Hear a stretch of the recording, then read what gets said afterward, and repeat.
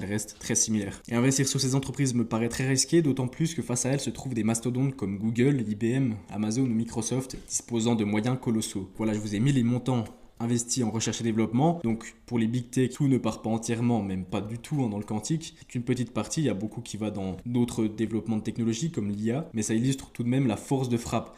Les big tech, elles peuvent se permettre des années de perte sans résultat, alors que les entreprises dédiées, beaucoup moins. Et au moindre ralentissement, ou je sais pas, on pourrait peut-être se rendre compte que le quantique, en fait, il y a encore énormément de défis qu'on n'avait pas vus. Et ça repousse, je sais pas, de 30 ans les estimations d'un ordinateur quantique exploitable. Ces entreprises, elles vont peut-être juste plus pouvoir assumer ça, les cours vont s'effondrer, ils pourront plus investir en recherche et développement et en fait vont juste s'écrouler. Mais parmi ces acteurs, des entreprises dédiées cotées, Yonk reste quand même intéressante. Elle se distingue par une technologie différente basée sur les ions piégés, qui est beaucoup moins représentée que celle des supraconducteurs. Ça lui permet de proposer une approche alternative et d'éventuellement faire émerger des découvertes parallèles à celles des big tech.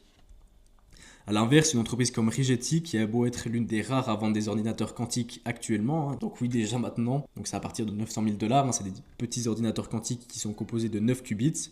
Ils sont avant tout destinés à la recherche scientifique et à la formation. Il permet aux laboratoires et aux universités d'expérimenter la physique des qubits ou de tester des algorithmes quantiques simples. Sauf que Rigetti utilise la même technologie que Google, IBM ou Amazon, avec moins de moyens. Difficile donc de tirer son épingle du jeu. Pour moi, elle me paraît condamnée à suivre les pas des